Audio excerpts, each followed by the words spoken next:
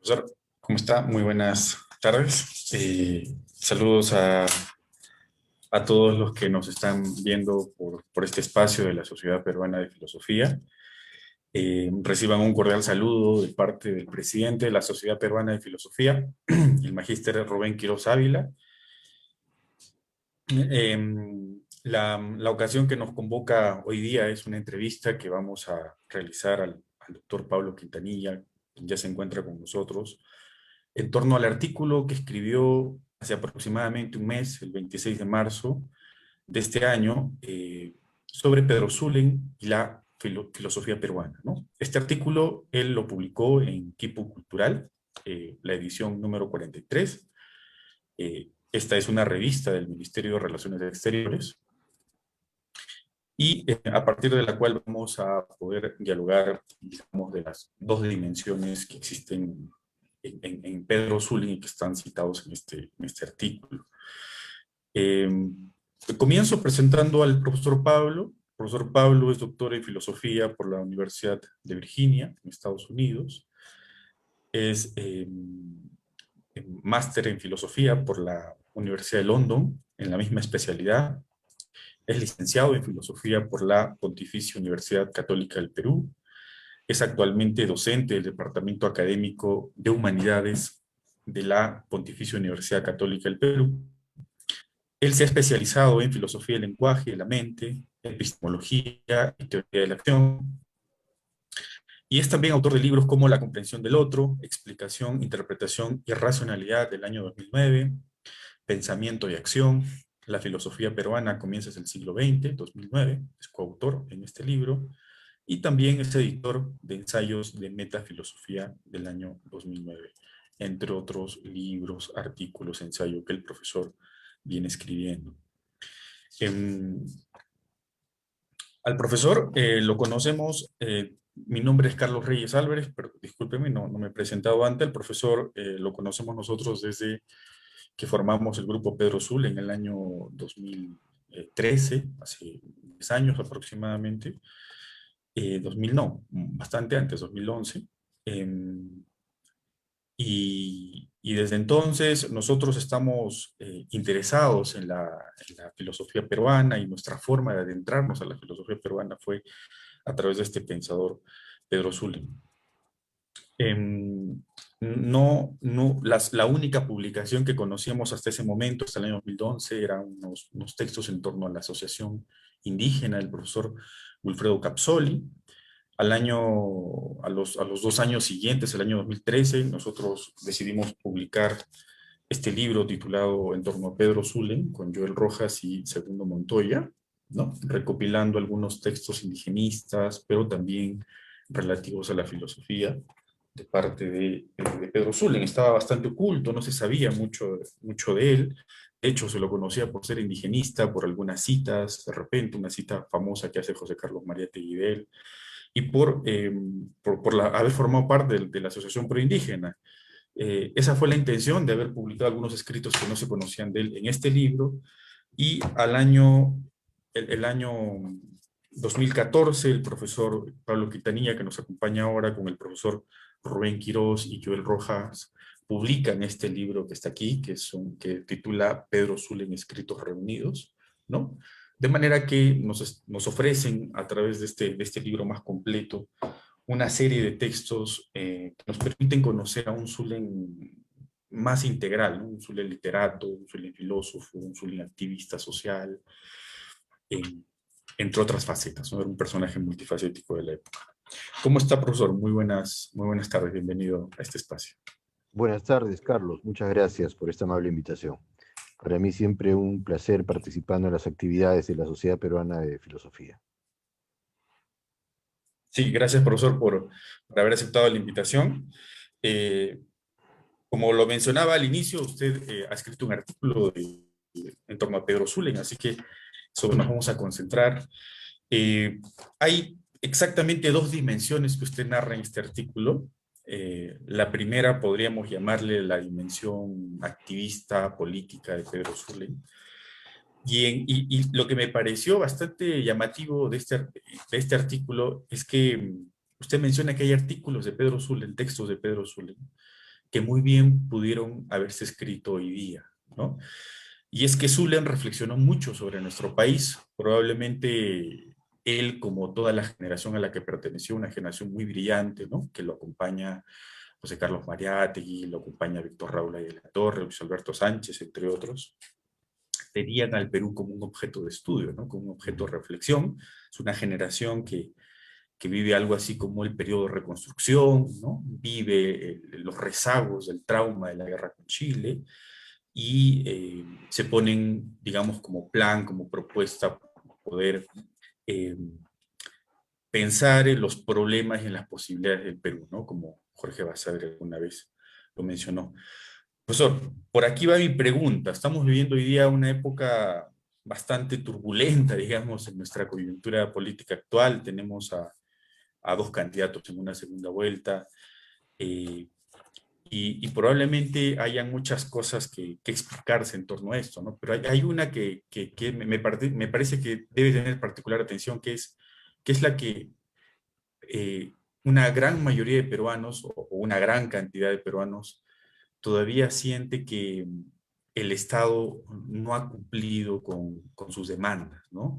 Y probablemente sea una de las interpretaciones que los analistas políticos tienen en torno, digamos, a esta eh, inclinación hacia el voto por el candidato Pedro Castillo. Pedro Zulen, cuando escribió este artículo sobre el centenario de la independencia, también meditó sobre los problemas del Perú o bueno, meditaba sobre los problemas del Perú y parece que desde la época de Zulem hasta la actualidad, nuestro país no ha cambiado mucho, ha cambiado poco, ha cambiado algo. Bueno, lo que sabemos es que hay un sector que todavía clama por grandes reclamos, ¿no? Por grandes demandas. Por allí más o menos iba mi pregunta, profesor, algo así como que también traemos a Zulem a la actualidad, tratamos de refrescar un poquito a Zulem con nuestro panorama. Perfecto, Carlos. Sí, muchas gracias. Mira, hay muchas cosas que creo que se pueden decir en relación al tema que tú planteas, ¿no? Lo primero es que, en efecto, Pedro Zulen es un filósofo peruano y además paradigmáticamente peruano. No es cualquier peruano, es un peruano muy especial, es un hombre muy mestizo, como sabemos, descendiente de chinos, descendiente de criollos, es un hombre que estudió en la Universidad de San Marcos, la Universidad del Perú, y que se interesó por muchas tradiciones filosóficas, ¿no? Se interesó por la tradición filosófica francesa, por la tradición filosófica anglosajona, pero que por sobre todas las cosas tenía el interés de integrar esta diversidad que él constituía y esta diversidad filosófica en relación al Perú. O sea, no era un filósofo desarraigado, era un filósofo muy bien instalado en el Perú, ¿no? Eso por una parte. La prueba de ello, como tú mencionas, es que estuvo incluso políticamente comprometido, ¿no? Él fue fundador de la Asociación Proindígena, él participó en muchos proyectos políticos peruanos, pero nunca los vio como si estuvieran divorciados o estuvieran alejados de la vida académica, por teórica que pareciera, ¿no? Ahora, volviendo al tema central de tu pregunta, en efecto, cuando uno se pregunta cómo era el Perú hace 100 años, o sea, cuando se celebró el centenario y cómo es ahora, yo creo que uno diría que en muchas cosas ha cambiado muchísimo, es otro país, y en muchas cosas sigue siendo el mismo, ¿no? Ha cambiado muchísimo para bien en muchos terrenos. Yo diría uno en particular, que a mí me parece especialmente importante, el mestizaje. El Perú hoy es un país muchísimo, muchísimo más mestizo de lo que era hace 100 años, en todos los sentidos, en un sentido étnico, en un sentido cultural, en un sentido artístico. Es decir, la producción cultural peruana de hoy es una producción mucho más mestiza de lo que se podía haber hecho hace 100 años, ¿no? Sin embargo, también es verdad que nosotros arrastramos eh, problemas de los que no nos hemos liberado en los 100 años. Y aquí tengo frente a mí justamente el libro y el artículo que tú acabas de citar. Se titula ¿Cómo celebraremos nuestro centenario?, que es un artículo escrito pocos años antes de la celebración del primer centenario, o sea, de 1921. Una primera cosa interesante es que este artículo está dedicado nada menos que a Francisco Mostajo. Todos recordaremos que Francisco Mostajo era un líder liberal, uno podría decir el primer liberal que ha tenido el Perú, liberal, no neoliberal, que no es lo mismo, ¿no? Recuerden ustedes que el liberalismo es un movimiento político, un movimiento ideológico, intelectual, que surge sobre todo en Inglaterra, también en Francia, pero en Inglaterra, con la idea de preservar las libertades individuales y los derechos fundamentales de las personas de la invasión del Estado o de la Iglesia. O sea, en su momento el liberalismo era un movimiento totalmente progresista, totalmente revolucionario. Hoy día el neoliberalismo es más bien es un movimiento retrógrada, ¿no? Entonces, es una cosa, una cosa importante que hay que tener en cuenta, ¿no? No confundir liberalismo y neoliberalismo. El liberalismo es el antecedente más remoto de la modernidad de la justificación de los derechos humanos, de las libertades individuales, ¿no? John Locke sería probablemente el padre del liberalismo, quizá su famosa Letter Concerning Toleration sería probablemente su texto fundacional, ¿no? Entonces, Zulen dedica su artículo a Pedro Mostajo. ¿A quién? A un liberal, ¿no? Y dice lo siguiente, voy a leerles un pequeño párrafo de su texto. Dice, se aproxima la fecha de nuestro centenario y todavía tenemos los yaconazgos, los enganches, las mayordomías y los pongajes, ¿no? El feudalismo no ha sido desterrado todavía de la humanidad, porque existe en todas las secciones del territorio peruano. He aquí el país de esclavos que se llama la República del Perú. Eso dice Zule. He aquí el país de esclavos que se llama la República del Perú. ¿A qué estaba aludiendo Zulen? Evidentemente estaba aludiendo a esta población indígena que vivía no en un sentido oficial como si fueran esclavos, pero en un sentido práctico como si lo fuese. Muy bien. El Perú de hoy no es así. En el Perú de hoy no existe este sentido, digamos, tan extremo de esclavitud, pero existe otra manera en que esta se plantea, la pobreza, la miseria. La pobreza y la miseria es un tipo de esclavitud, ¿no? Porque el pobre es una persona que no tiene ninguna capacidad para llevar una vida como quisiera tenerla, no tiene acceso a la educación, no tiene acceso a la salud, no tiene acceso a un mínimo de circunstancias materiales dignas. Entonces, en todo sentido práctico, no es una persona libre, es un esclavo de la miseria, ¿no? Entonces, ¿en qué sentido el Perú no ha cambiado, no ha mejorado, en el sentido en que sigue existiendo esto que declaró Zulen hace 100 años, ¿no? Ahora, voy a ir un poquito más lejos de tu pregunta, pero si quieres después lo modificamos o vamos en la dirección en la que tú quieras ir, ¿no? Hoy día, como tú has señalado, estamos a puertas de la segunda vuelta electoral y hay otra cosa en la que el Perú no ha cambiado nada.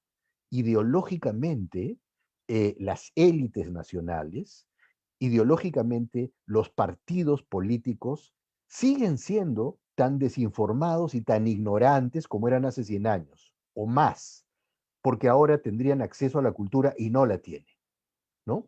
Entonces, hace 100 años teníamos una élite que no era capaz de descifrar el Perú, de entender el Perú, de interpretar el Perú y de guiarlo, de liderarlo. Hoy día tenemos una élite que tampoco hace eso, pudiendo, porque sí tiene acceso a conocimiento, tiene acceso a la información y no lo hace, ¿no?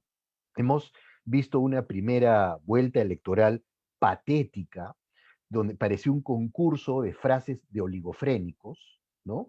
Un concurso de estupideces prácticamente, y donde el candidato más decente, el candidato más austero, termina siendo Pedro Castillo. Es el candidato que menos ridículo hace en comparación con todos los demás. Ahora, hay aquí una cosa que me gustaría señalar antes de terminar mi intervención, porque si no me voy a dedicar a hablar y no me vas a poder hacer más preguntas, ¿no? Eh, yo lo que sí creo es que tanto hoy como cuando Zulen escribió, el marxismo ha sido una muy buena interpretación de la realidad nacional. Lo que es más discutible es si el marxismo es una buena solución, una buena terapia a los problemas que tiene el Perú. Y esta es exactamente la misma posición que Zulen tenía. Zulen no se consideraba marxista. Creía, yo tampoco, dicho sea paso, me considero marxista. Pero lo que sí creo yo es que Marx fue un gran filósofo y un filósofo que pudo reconstruir la situación nacional y hacer un diagnóstico, la situación mundial, quiero decir, el problema del capitalismo, y un filósofo que puede ser de alguna manera trasplantado al Perú para hacer un diagnóstico igualmente válido. Lo que es más discutible es si su terapia se puede aplicar al Perú. Eso es más discutible. Y en esto no hemos cambiado en los últimos 100 años, pero tampoco hemos cambiado en esto que te he dicho, en esta suerte de visión simplificadora de la vida política que hay en las élites y en los partidos políticos oficiales, digamos, ¿no? Sí, profesor, muchas gracias. De hecho, Zulen vivió probablemente un contexto muy parecido al nuestro porque, digamos, nosotros estamos viviendo un súper problema, ¿no? Producto de la pandemia, pero él también vivía un problema grave, ¿no? Que era el momento de posguerra con Chile, ¿no? O sea, Uh -huh. nuestros contextos no son tan distintos. Y lo curioso de Zulen es que era no solamente un pensador, ¿no? Digamos, por eso es que también rescatamos la figura de Zulen, ¿no? No solamente era un pensador, un filósofo, un crítico de las corrientes filosóficas europeas, muy creativo, ¿no? Muy analítico, sino que también fue un político muy activo, ¿no? Muy presente dentro del gran movimiento social. Bueno, no era movimiento social, en realidad era un conjunto era un conjunto de la población que, a pesar de que habían pasado 100 años de la independencia, seguía todavía clamando por justicia, ¿no? Por igualdad. Zule, yo recuerdo alguna vez que él dijo, eh, han pasado 100 años y hasta ahora no se cumplen las promesas de la República, ¿no? Y las promesas de la Exactamente. República de verdad tenían que ver con la igualdad, con la justicia, con la libertad, etcétera. Y hoy día estamos ya en el bicentenario de la República, ¿no? O sea, hoy día Zulen eh, probablemente estaría indignado porque ya han pasado 200 años y todavía no se cumplen aún, ¿no? Las promesas de la República. ¿Qué nos podría decir, profesor, ¿cómo podemos llamarle? Figura multifacética que fue Zule, como un pensador o un intelectual y un activista social.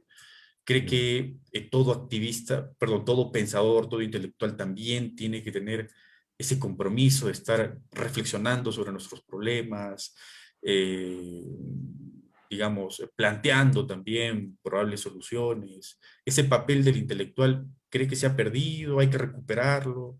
¿Cómo ve esa Ya. dimensión, profesor? Bueno, ese es un tema complicado también porque yo no creo que uno deba exigir a los intelectuales algo en particular. Yo pienso que si es que alguien quiere dedicarse a lógica modal, si es que alguien quiere dedicarse a lógica, perdón, a filosofía de la física cuántica, tiene todo el derecho de hacerlo. Y si es que quiere ignorar algunos temas centrales de la realidad nacional, es su opción, es su decisión, no sería la mía, pero es su opción. O sea, lo primero es que no creo que uno deba obligar a los intelectuales a dedicarse a un tema o a otro tema. Lo que sí creo es dos cosas. Por una parte, creo que los intelectuales más completos, los intelectuales más interesantes, son los que tienen esa mirada más abarcadora. Cuando digo los más interesantes para mí, por supuesto, ¿no? Y más completos en el sentido en que tienen mucho más que ofrecer, más creatividad, más originalidad que ofrecer. Un filósofo no es un especialista. Ortega y Gasset decía, el filósofo que solo es filósofo, ni siquiera es filósofo. El filósofo que solo es filósofo, ni siquiera es filósofo. El filósofo tiene que tener una visión abarcadora, una visión holista. ¿Y cómo podría uno tener una visión abarcadora si es que eso no incluye a su realidad propia, a su realidad nacional, digamos, ¿no? Entonces, si bien entiendo, acepto y no me hago problemas ante la posibilidad de que haya un filósofo que sea experto en Filón de Alejandría y que solo sepa de Filón de Alejandría y nada más en este planeta, es su opción. no es el filósofo a quien yo admiraría, ¿no? El filósofo al que yo admiraría sería un filósofo como Zulen, digamos, ¿no? Un hombre que tenía una muy buena formación filosófica, una gran cultura filosófica, una cultura científica. Zulen estudió ciencias antes de pasar a la Facultad de Letras. Un hombre que tenía formación en literatura también, y un tipo que tenía vocación social, que quería entender al Perú, que además escribía sobre el Perú y que hacía un rol de divulgación. O sea, me parece un filósofo más completo, ¿no? Eso por una parte, ¿no? Y lo otro es que la creatividad filosófica, pienso yo, es siempre el producto de alguna forma de mestizaje. La creatividad en general es el producto de alguna forma de mestizaje. Los grandes filósofos de la historia de Occidente han sido filósofos que han recibido múltiples influencias. No encuentro uno que no sea así, ¿no? Desde Kant, que recibió la influencia de Hume, el empirismo británico y el racionalismo alemán, Kant, que recibe la influencia platónica, la influencia de los presocráticos, uno podría decir eso de absolutamente todos, ¿no? Con mayor razón de un filósofo del siglo XXI o del siglo XX, en el caso de Zulen, ¿no? En el caso, además de Zulen, lo que me parece particularmente interesante es que él logró tener una buena formación sobre autores que no eran leídos en el Perú en aquella época, ¿no? Los autores que eran leídos en el Perú de esa época eran, por un lado, los autores del positivismo inglés y francés, ¿no? Comte y Spencer, y los autores del llamado espiritualismo o vitalismo, que era básicamente Bergson. No se conocía tanto, no se leía tanto a la filosofía analítica, a Russell, que ya existía, al pragmatismo, y Zulen sí se interesó por ellos. Es decir, era un hombre que podía arreglárselas para obtener información que no era fácil de alcanzar en aquellos años. Sí, precisamente a ese Zulen creo que pretendimos en algún momento rescatar, ¿no? Porque como más o menos lo dije en la introducción, conocíamos a Zulen como indigenista, como luchador social. Esa era la Ujú. figura de Zulen hasta hace muy poco, muy poco. O sea, habían pasado ya como más de 80 años, 100 años, y a Zulen todavía seguíamos concibiéndolo así. Y después de haber publicado estos escritos reunidos que mostré también al comienzo, ¿no? Este de acá, que lo publicamos en 2013 como Grupo Zulen, y este de acá que se publicó al año siguiente, o a los 2 años siguientes, que son los escritos reunidos de Zulen, podemos tener ahora una figura, una idea más de un hombre más integral, ¿no? No solo de un Ujú. activista, sino también de un pensador. Y vamos por ahí. Zulen, como todo filósofo peruano, no concibió, y bueno, en realidad es imposible concebir a la filosofía peruana como un sistema cerrado, ¿no? Nosotros estamos siempre dialogando, entrando en contrapunteo con la filosofía de Europa o la filosofía producida en cualquier otra parte del mundo. De allí reside la riqueza, como usted lo decía, ¿no? En el mestizaje. Y Zulen no escapó a esto, Zulen encarnó esto, ¿no? Encarnó este Ujú. mestizaje, encarnó este diálogo, y, y él tiene dos facetas bien marcadas en su filosofía, ¿no? Tiene una primera, de la que me gustaría, en la, que me gustaría que nos centremos un poquito, que es la faceta del Zulen crítico de Bergson, ¿no? Ujú. La filosofía de Bergson se había puesto de moda en aquellos años, a inicio del siglo XX, había desplazado al positivismo, que Mariano Iberico alguna vez llamó el positivismo anémico, ¿no? Ya se estaba yendo. Precisamente Mariano Iberico es el que escribe un estudio tan detallado, tan sistemático, tan claro de la filosofía de Zulen en el Perú, el año 1916. Y Víctor Andrés Belaúnde, en el prólogo de este libro de Mariano Iberico, precisamente le dice, no solo basta con exponer una filosofía, le dice, ¿no? Más bien habría que ver también las limitaciones o dar algún tipo de propuesta frente a ella. Y Pedro Zulen, el año 20, escribe un libro llamado La filosofía del inexpresable, que es precisamente un libro no de exposición exactamente de las ideas de Bersón, sino más bien de crítica frente a Bersón, ¿no? ¿Nos podría comentar un poquito de esta primera faceta filosófica de Zulen, profesor? Con mucho gusto, sí. En efecto, como tú has señalado, la primera generación de filósofos, digamos así, profesionales peruanos. Profesionales en el sentido de que es gente que se dedica prácticamente tiempo completo, no tiempo completo, porque muchos de ellos hacían otras cosas, pero casi tiempo completo a la filosofía. Es una generación muy curiosa porque en esa generación están autores como Javier Prado, Jorge Polar, Mariano H. Cornejo, Alejandro Deustua, ¿no? Porque ellos reciben básicamente la influencia del tomismo. La mayor parte de ellos estudian en San Marcos, algunos en la Universidad de San Agustín de Arequipa, que es el caso de Jorge Polar, pero básicamente eso, ¿no? Estudian y reciben la información tomista, la formación tomista, y luego se empiezan a interesar por el positivismo que tú has señalado, básicamente Comte y Spencer, ¿no? ¿Y por qué por el positivismo? Porque como tú también has señalado, estamos hablando de la posguerra del Pacífico. El Perú es un país prácticamente destrozado. Es un país que está en ruinas, tanto en ruina física como moral, ¿no? Entonces lo que se necesita en aquellos tiempos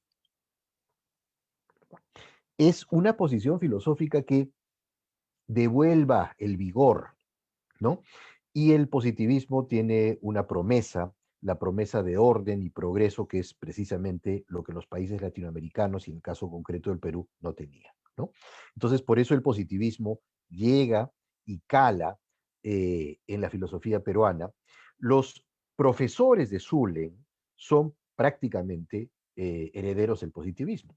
Hacia el cambio de siglo, hacia 1901, 2, 3, es que los mismos positivistas peruanos empiezan a alejarse del positivismo para abrazar el espiritualismo de Bersón.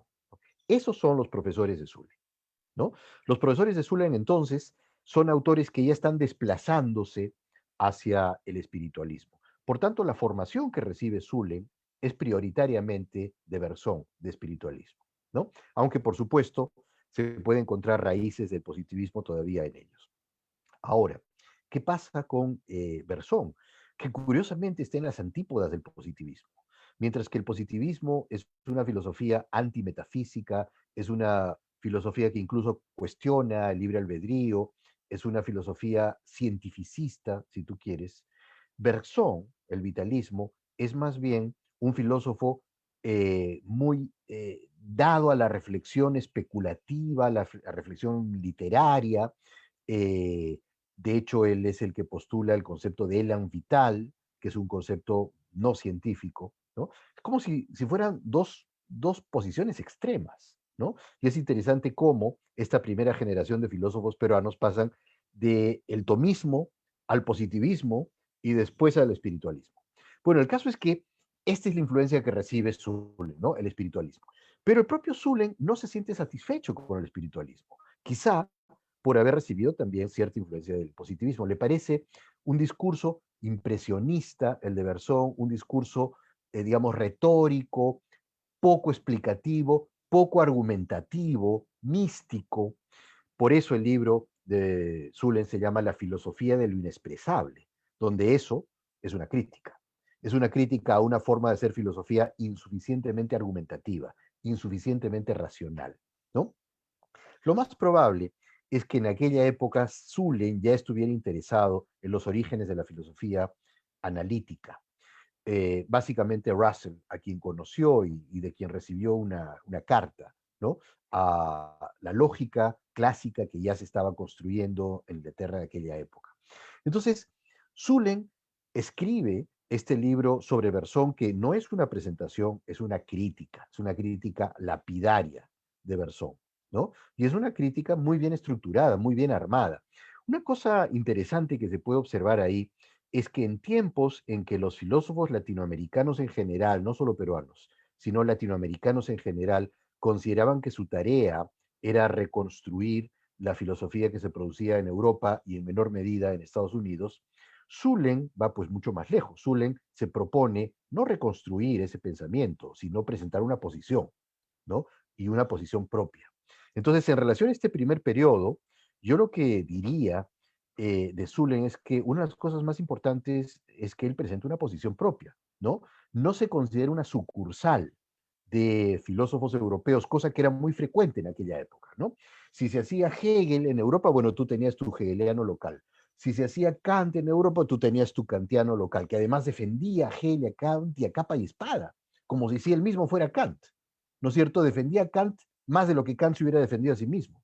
Pues definitivamente Zulen no era así. Esa frase, eh, tener una sucursal en Latinoamérica, es una frase de un filósofo mexicano, amigo mío, eh, Carlos Pereda, quien dice, el gran problema de la filosofía latinoamericana es que los filósofos latinoamericanos creen que son sucursales de filósofos europeos, ¿no?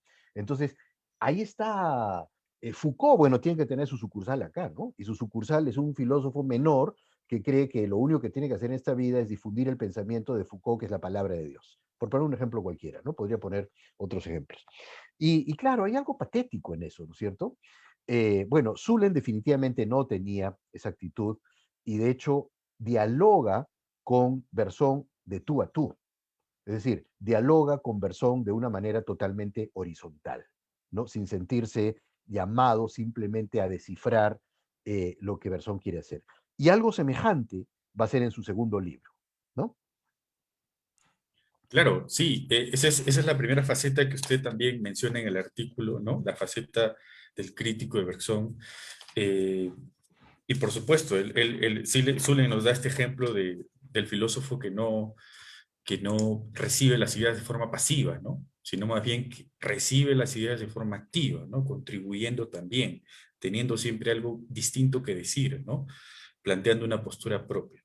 La segunda faceta, que es la faceta eh, más ligada al pragmatismo estadounidense que estaba surgiendo, ¿no? A fines del siglo XIX en Estados Unidos, Zulen llega a este conjunto de corrientes anglosajonas por su estadía en la Universidad de Harvard, ¿no? Sabemos que él fue becado por el gobierno de Augusto B. Leguía, no solo él, también estuvo Julio Cetello, y estando en Estados Unidos, él tuvo probablemente de primera mano la bibliografía, ¿no? Para poder leer y conocer cuál es la tendencia del momento. De manera que él produce un libro el año 24, justo un año antes de que fallezca, porque él fallece de forma prematura por una tuberculosis que lo quejó toda su vida. Y en este libro llamado Del neohegelianismo al neorrealismo, él nos da una lectura bien interesante de las corrientes eh, como él llama, ¿no? Neohegelianas, idealistas, y él tiene un apego particular a dos de ellos. Usted lo menciona en la introducción en este conjunto de artículos, a Royce y a Peirce, ¿no? Uh -huh. De repente nos puede hablar un poquito más de este asunto, profesor, sobre esta etapa pragmatista, podríamos llamarle anglosajona. Con mucho gusto. Bueno, una cosa que es interesante tomar en consideración, porque también podría ser aplicable al Perú, es cómo se gesta la filosofía en Estados Unidos. En Estados Unidos no había filosofía hasta fines del siglo XIX. De hecho, había más filosofía en el Perú que en Estados Unidos, ¿no? En el Perú había el trabajo que los dominicos habían dejado durante la colonia, había interés por la producción eh, en escolástica tardía. En Estados Unidos prácticamente había muy poco o nada. La filosofía empieza a enraizarse en Estados Unidos con la Escuela de San Luis hacia mediados del siglo XIX y hacia fines del siglo XIX ya tenemos un grupo particularmente interesante que se autodenominaba el Club de los Metafísicos, el Metaphysical Club en Harvard. Ahí está precisamente Josiah Royce, está Charles Sanders Peirce, está William James, algunos otros autores, ¿no? Llega Zulen cuando ya esa filosofía está consolidada, ¿no? Esa filosofía empieza a consolidarse en la última década del siglo XIX. En efecto, Zulen llega en la segunda década del siglo XX, entonces esa filosofía ya está consolidada. Y lo que hace es observar el propio Zulen cómo los americanos habían integrado información que procedía de Kant, de Hegel, eh, sobre todo de Hegel. Josiah Royce era un hegeliano, y cómo esto lo habían metabolizado, lo habían procesado de una manera original. Ahora, esto no requiere solo de voluntad, requiere de genialidad. Es decir, Charles Sanders Peirce era un genio, ¿no? Mucho más que Josiah Royce, a la altura de James, pero Peirce era un genio, era un filósofo muy completo, muy original, muy brillante, y entonces él es capaz de integrar todas estas cosas. Zullen, entonces lo primero que hace es observar esta filosofía naciente en Estados Unidos, que se había consolidado como filosofía neo-hegeliana, pero que ya estaba construyendo el pragmatismo, ¿no? Observar esto y tomar posición, pero tomar posición teniendo en consideración la formación que él ya tenía también de positivismo y espiritualismo.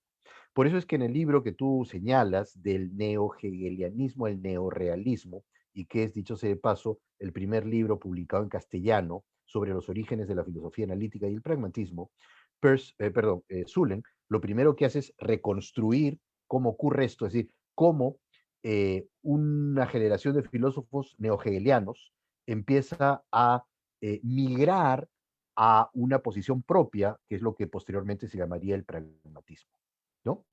Constata esto y luego analiza las propias posiciones de Peirce, de Royce, de William James, perdón. A Peirce y a Royce tenía particular aprecio, a William James lo miraba con cierta desconfianza, a Dewey prácticamente no lo pudo haber conocido, ¿no? Porque era posterior. Entonces, lo más interesante quizá en este libro es que ya es un libro de madurez. Mientras que el libro sobre Bergson es un libro inteligente, agudo, eh, pero es un libro en el que tú notas a un autor que está tomando distancia de otro, casi como si estuviera rompiendo el vínculo con la madre, casi como si estuviera rompiendo un nexo natural. En el caso del neohegelianismo, el neorealismo, lo que tú ves en realidad es un filósofo de madurez que está planteando ya tesis propias, ¿no? Es en verdad desafortunado que Zulem muriera tan joven, porque es imposible saber qué hubiera producido después.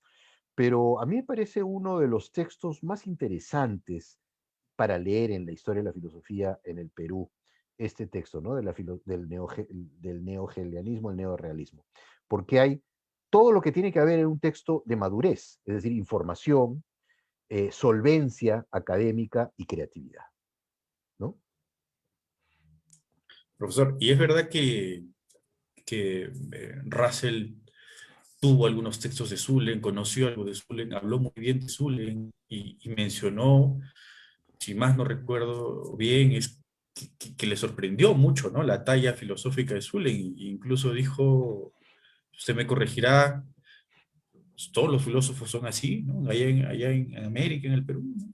Sí, sí, es ¿Usted totalmente conoce, usted cierto. conoce más de esto? Totalmente cierto.